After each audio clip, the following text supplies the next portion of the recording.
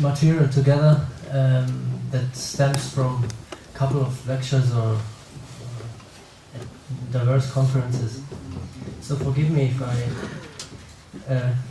I get stuck in this patchwork. Well, let's start. At the very beginning of his autobiography, Buñuel writes that every memory is a lie. The lie that we turn to truth when remembering something is a necessary malfunction of our cognitive apparatus. We neglect all contradicting notions, and in doing so we remember. That's what we call remember. When we remember one thing, we forget something else. Therefore, when analyzing and recalling a certain subject, it is advisable to look at both what is there and what was forgotten as a result. Phenomenologically speaking, it is the horizon of our perceptions that should interest us as much as what actually is on it. So when thinking about the role of that art and cultural production can have in relation to conflicts, I try to look at the whole spectrum, not only as to thematize like the idea of resistance or opposition or things like that, but rather to look at the whole perspective. And I came out like with just 4 aspects. Of course, there are more, but try to go through with it.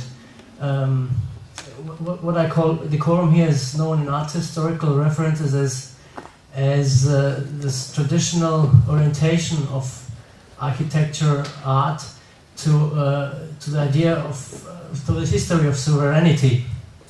You know, there is a history of sovereignty that stems from the historical writings, historiography of the Roman emperors, and of absolutisms.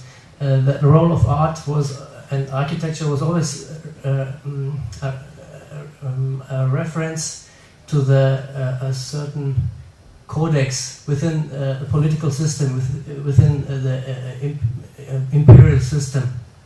Every artwork, every architecture had a certain inherent logic that was that always referenced ideas of war, of great, not necessarily losses, but great wins in history. So examples are Arc de Triomphe, you know, these architecture of winners, basically. Decorum stems, I believe, from Vitruvius, who developed how it was called the system of signifiers that always were attached to a political and a notion of power. The Regelwerk, I would tell it in German. The second notion is more existentialist or related to the process of art making. Since modernism, art as a conflict, inherent conflict of producing and of the let's say the system where art functions. I will come back to that later. One example, for instance, is a system of radicality. I remember a case in 95 or 94 actually, during the Bosnian War. A German theater director was hailed by critics, and he won a prize because of his radicality. To be radical, at least since modernism, is a property to judge art or artworks. One has to be radical in order to, and consequent, to have a certain impact in a certain given system. The third point is, I call it counterpunct, relating to Adorno's notion of cultural production is a negation of the affirmative cultural and sociological practices, so-called alternative activist forms are within it. And fourth point is, I just turn it around, conflict as an art is the idea of the spectacle. You just look at the event, and just the event seems to be enough to produce, let's say, documentary films. During the Yugoslav wars, you could see a lot of documentary films about these horrible events, and I believe that the quality of many movies, many documentary films was not justified formally, but justified just because of the event. So many people thought it's just enough to hold, keep the camera focused, like you keep focusing your camera on my face. And if I'm spectacular enough, you believe you have a good film, but that's not enough. So you have to do something, to edit it in a certain way. I will come back to the idea that the cultural production is obliged in a certain way to take part in constructing a history of sovereignty. I have examples from the war, but let me go back first to the second point, the inherent artistic process. I call it system radicality and nihilist paradigma. What it comes down to is like, as philosophers and artists, one looks for basic statements. We try to be like fundamental in a certain way we approach things. We like to have answers to basic questions that we are asking ourselves. And one paradigmatic question is what is behind everything, when you look at the role, especially in conflict areas. Okay, but one paradigmatic answer is nothing. So we try to base everything on nothing, which is exactly Andy Warhol's paradigma. He says it in his book, The Philosophy of Andy Warhol. I call this absolute positivism because it's a statement that allows everything. We know this notion from philosophy of Schelling. He demands a reason that is open to everything. You allow everything to happen, and you qualify it in every possible way. Every sketch is a finished artwork. Every beginning is already the end. It's like a certain kind of openness. I should have written paradigm. Actually, the second paradigm is the answer to what is behind everything. The answer is everything is behind. That means thinking, every approach has to be ahead. This is a thought that creates the notion in modernity of the avant-garde. Avant-garde has to be ahead. Philosophy of anticipation, I call this. And one of its protagonists is, of course, Nietzsche, who always tried to be a little bit ahead, because what's not ahead is what he called decadence. And Nietzsche brought up also as first one in modernity, the notion about the art without an artist. For Nietzsche it was important that one develops a certain power of perception instead of relating to a given artistic or production context. So Nietzsche says, die künstlerische Lust muss auch ohne den Künstler vorhanden sein. The artistic will has to be present without the artist. So just look at the thing and then define later if you're an artist or not. I will give some answers and examples. Just completely artistless is this example from Dalmatian little town, tourist town. You see that a grenade fall down pretty much in the center of the city. So what they did was not to say like we cover it up, okay, we cover it up, but they got this idea that you just cut another hole and create a brunnen. A well. Yeah. Because there's a reflection, the reflex of tourists to drop coins into holes when it's in a tourist town. So they created out of this kind of negation, they created a positive negation, if you will, and they created this kind of source of income, if you will. And the best thing is, 2 years ago they created another hole just 200 meters away.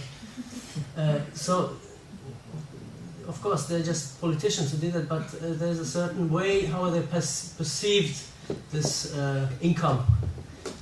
There's a good German word, Einfall.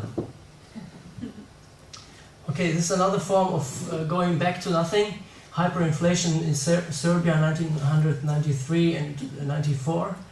Dejan Sretenovic from the Center of Contemporary Art says that that along with the de-evaluation of money, also a de-evaluation of signifiers took place. So everything became kind of possible during those times. That professors, academics became like warlords, that politicians became like poets, and vice versa. It has a clue to it. So in this case, I would say that the situation becomes nihilistic, and the system itself shows an artistic process, because it just goes back to nothing and tries to recreate after the inflation. Tries to recreate reactions within the cultural sector. A lot of exhibitions took place. One of the reactions is this work from Zoran Terzic from 1999. He just observed the kind of TV soaps and like 20-hour TV observation during the Kosovo bombing. So you see that for everything you need to develop like signifiers. Like this means this an alert sign. Yeah, it's 7 and 29 in the morning. Another form of reduction, coming back to nothing, is this work from Šelja Kamerić from Sarajevo. As in my view, as a reaction to this war tourist kind of exploration of post-Yugoslav cultures. There have been a lot of war tourists who came there, got there and tried to create good movies, good situations, but they forgot what the whole thing is about. To look at just non-spectacular things, like how to get to bread, how to get water, how to get electricity. So this is basically very basic. There's nothing to it, but that makes it kind of great, in my view. Another strategy to deal with de-evaluation is the de-evaluation of political signifiers. Nebojša Šerić-Šoba, also Sarajevo-based artist, now New York-based artist, created flags that are transparent. It's basically like plastic. But in this alleyway, Tito used to celebrate his parades in Sarajevo.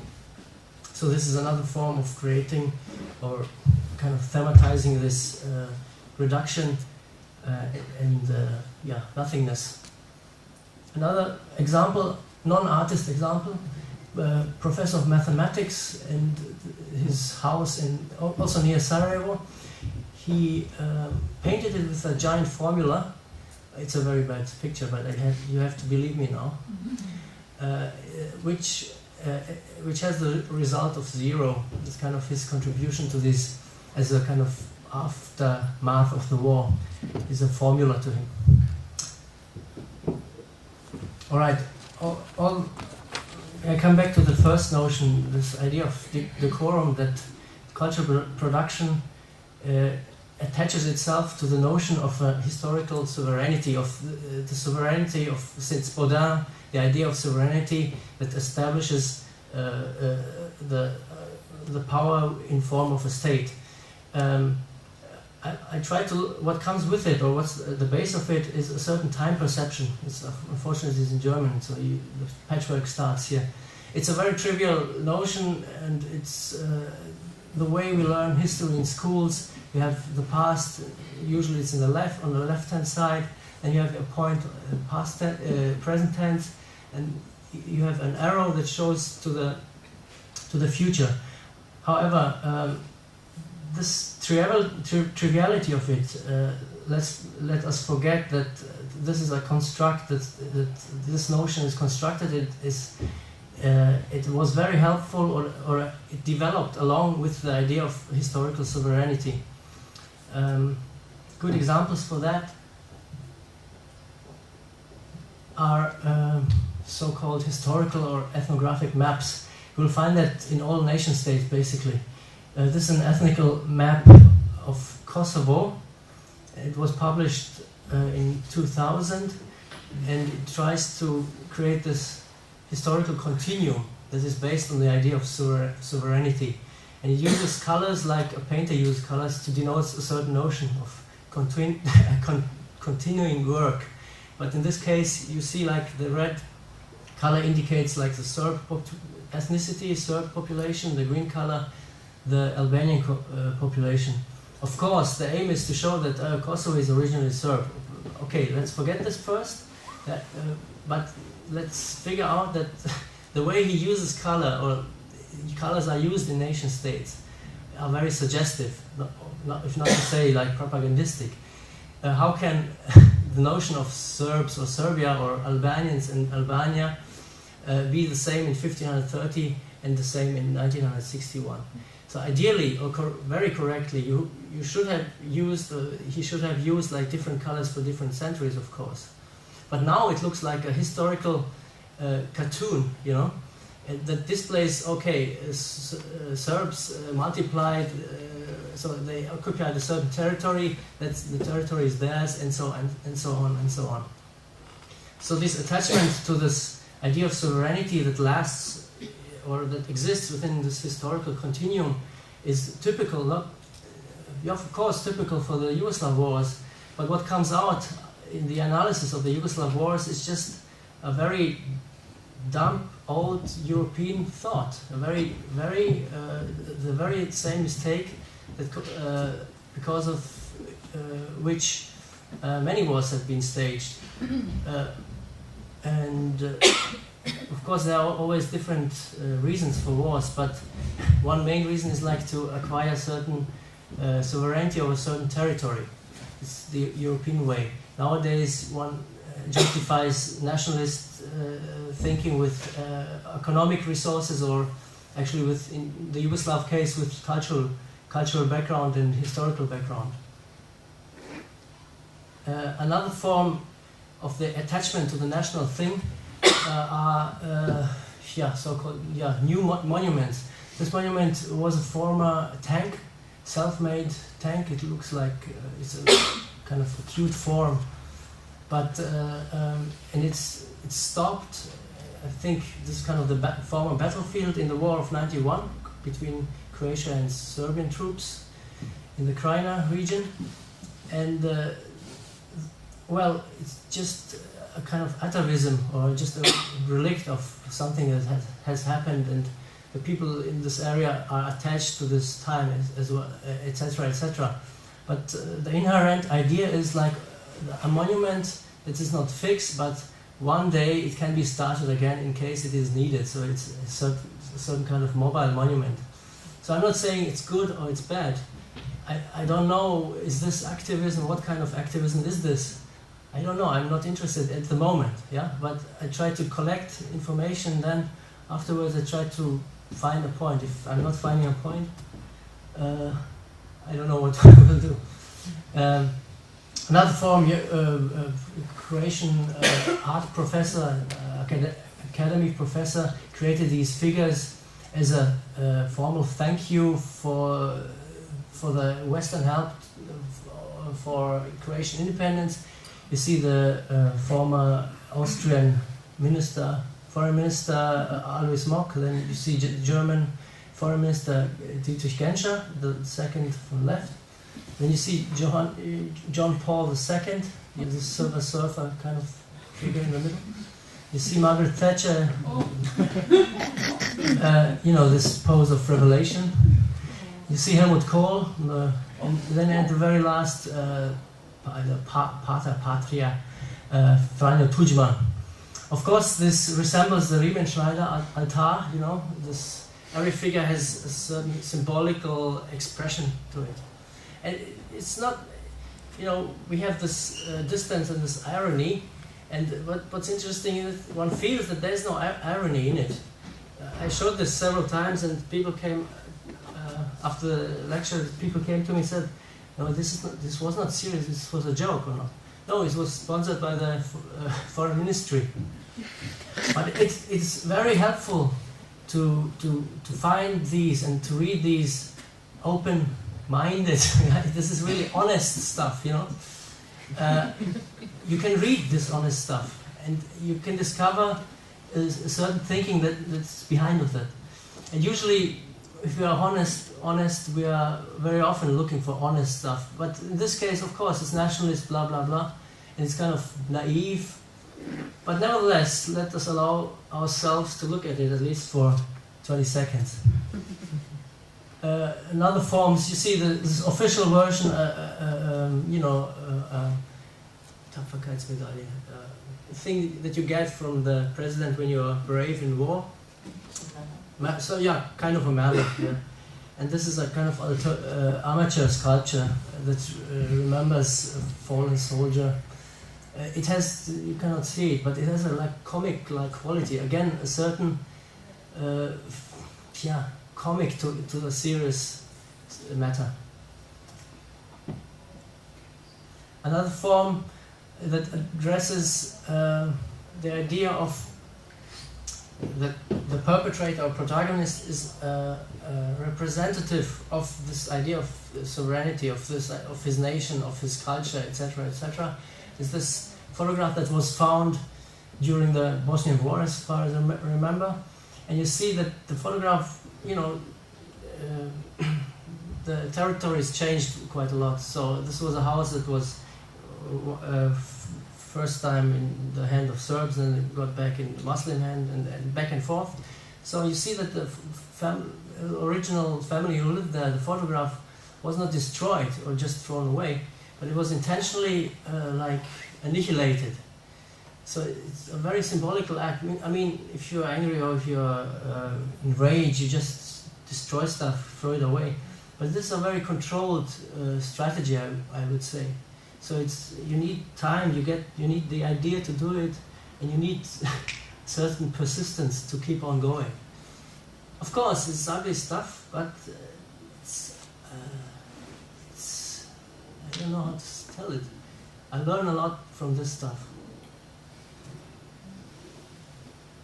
Another form, the level of shock raises now. This woman, also in Croatia, who urinated on an anti-fascist Serb monument. But it's not the point that if it's a Serb monument and she's Croatian or not. The point is just how did you get the idea to do this? You know, I'm just fascinated by the idea, the helplessness of creating a symbol for an immediate action. You know, you try to say something in a very harsh way, and what tools do you take? And this performance is just a kind of a radical form of otherwise very politically correct forms of behavior that we know in like all-day politics. It's just, it reveals like the hidden radicality within mainstream for me, because when politicians shake hands or they travel, it's also a matter of marking certain territories of power that when they travel to make certain economical deals. It's also like pissing on the ground or kissing the ground. We know that from the Pope. It's also very naive, very immediate, but you know, it's in all day politics is you have these political correctness filters. And the last example of this attachment to the idea of sovereignty is this answer of Slobodan Milošević's regime to the fire that came from above, from NATO bombers. They erected a kind of an eternal flame that they staged, and that it was really burning. It's metal on the top, but it has a real flame. Had a real flame, but the eternal flame just lasted for 2 weeks. It was a badly managed monument. Now, well, alternatives to this. There are a lot of alternatives to this idea of flow of time, a successive flow of time from the past to the future. I call it Augustinian understanding of time. Augustinian was the first phenomenologist in my case, because he concluded that there is no past, there is no present, and there is no future as such, but there is a representation of the past, representation of the present, and a representation of the future, which, by the way, is a very atheist notion, but it's not very prominent to interpret him like that. So the idea is simply, if you position yourself as a dot on this line, the time flows from the view of the consciousness from the direction of the future back into the past. It's usually, when you're talking about the past, it lies in the back, and the future is something which is in the front. It comes, we're expecting the future from the front. This is, to make it simple, it's an existentialist view. There is no sovereignty in this frame of time perception. There's no idea of representation, that you are part of the big whole. There's just you, and who, as a person, as an monad, as a point of view, actually you as a point of view that accepts impressions from the future. And well, there are also examples for this notion. The idea of another form of erasure. This is a work from Čedomir Vašić. He just quotes a kind of famous picture, historical grand genre painting of a Serb exodus in the 17th century. So now he calls this computer cleansing, and offers a second solution. He asks simply, what if such an exodus hadn't taken place? What would we have? I mean, what's the residuum? What's left? And of course, what's left is simply an image of no image. It's pure dirt. It's nothing on it. So it's again a form of emptiness. Kind of Foucault would call this an anti-history. Foucault sees, describes in his book, I only know the German title, Das Licht des Krieges, that he mentioned this traditional form of history of sovereignty, and it claims that a certain form of anti-history appears in the 16th century, or first time, and manifests itself through the social revolutions of the 18th century, 19th century, and 20th century. So the idea of an anti-history appears punctually, probably before the 16th century, but mainly after the 16th and 17th century. It's an idea of a history that is not based on this linear successive modes of, one power comes after the next, then another land comes, occupies our territory, we gain our territory back, and so on and so on. This continuum. So there's a notion of no continuum at all. And there are artists and philosophers who always are aware of that. But I'm not sure if this is really, if this is a multitude, or if this is, I believe that the European countries are still very nationalist, and I believe that when you look at official maps of the High Representative of Bosnia, you will not find real ethnical maps, because ethnical maps of Bosnia always show like the ethno-nationalist maps actually. So they claim, oh, Yugoslavia was much more mixed before the war, and the war came and everything was like more homogeneous. But the opposite is the case. Ethnicity is not a primordial concept, it's a functionalist concept. That means every group of refugees is an ethnic group, but you will not find this group represented in official maps.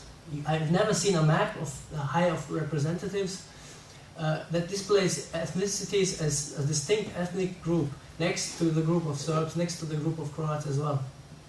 So this is just one example of how this kind of time perception or history perception rules over like all-day politics, because they believe, we all hate ethnic cleansing, but we believe in it.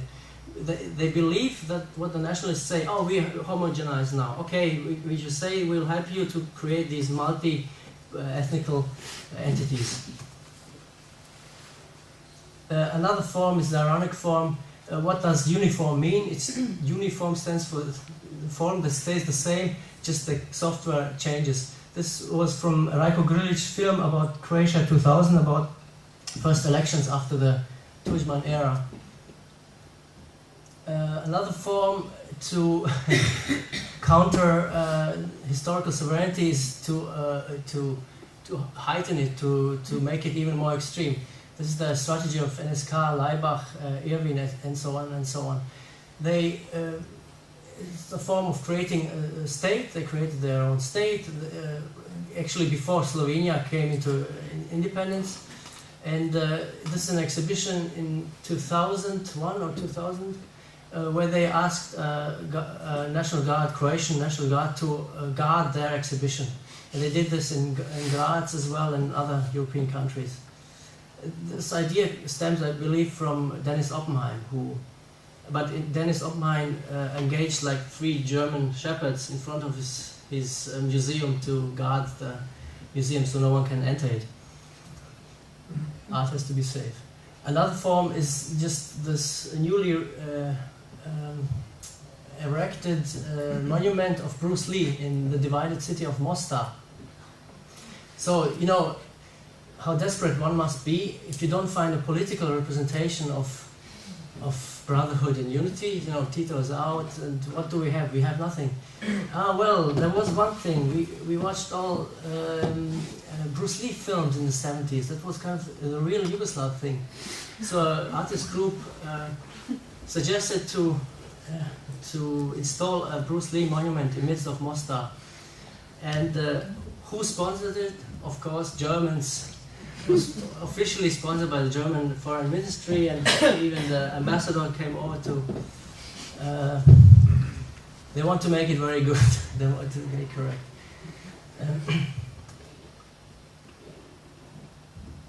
Other forms is just the form of negation, neglection.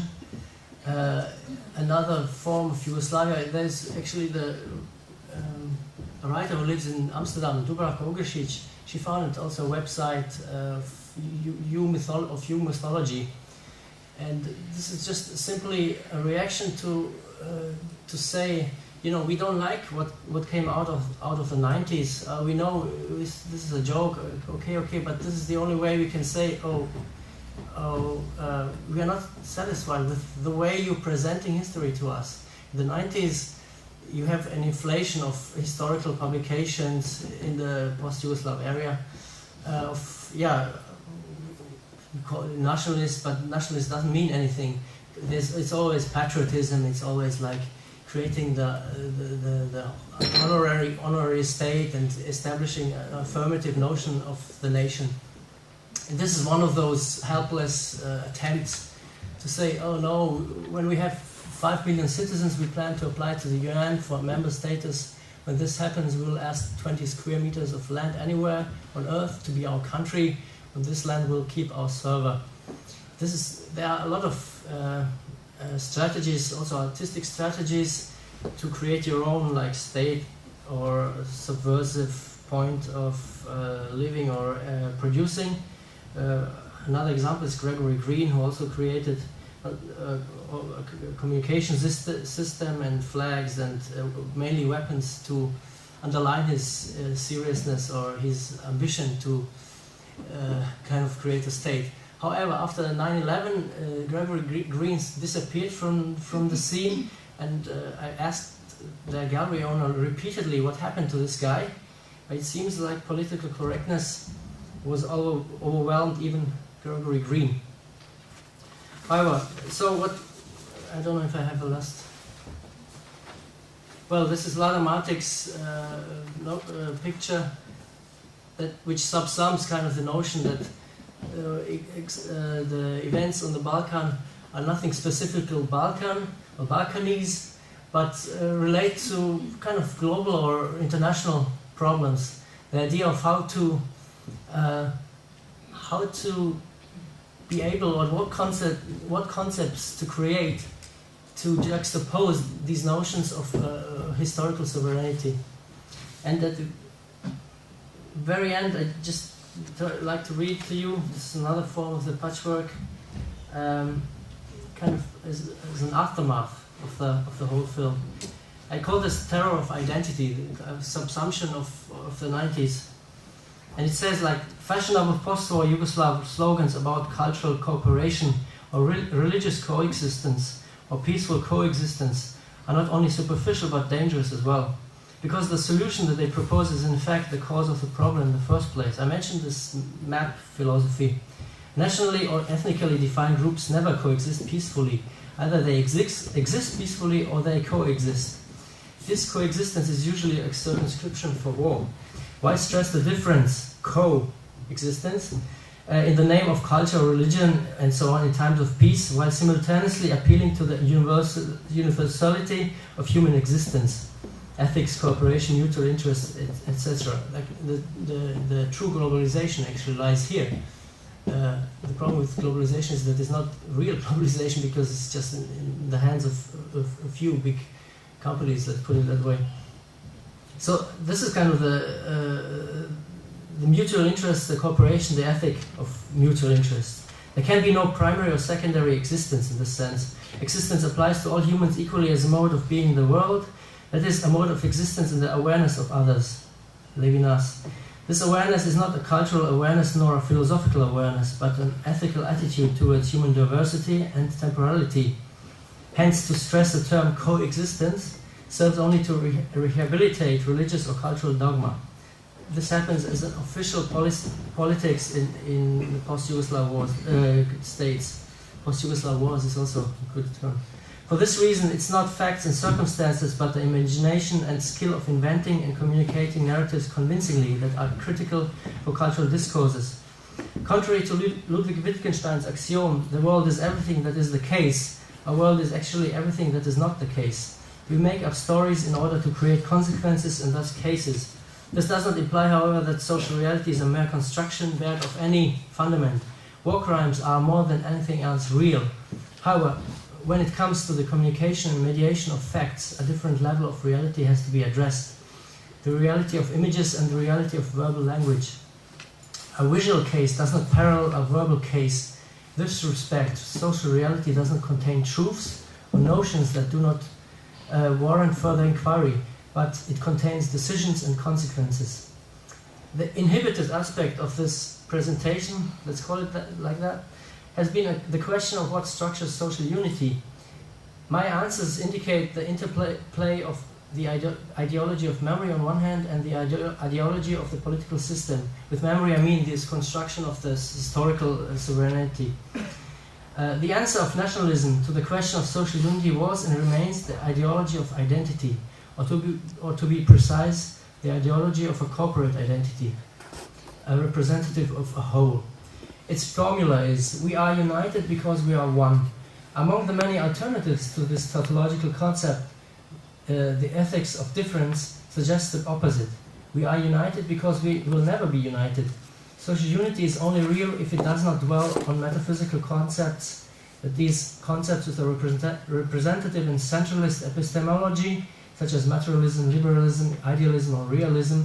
The problem is that we currently live under the reign of social metaphysics, and we have no tools. Social metaphysics in the sense of history as this notion of a transcendent truth, and maps and rhetoric has just to express this historical truth. It's a prison of perception, more or less.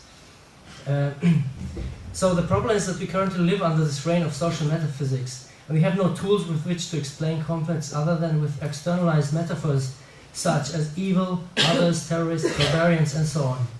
Social metaphysics will always lead to exclusion and in the long run to war. It arises from the unreliable nature of our memories and how we interpret them, and how we construct histories. A better awareness of memory shifts and memory applications could liberate us from any centralist ideology of the living world. All right, thank you.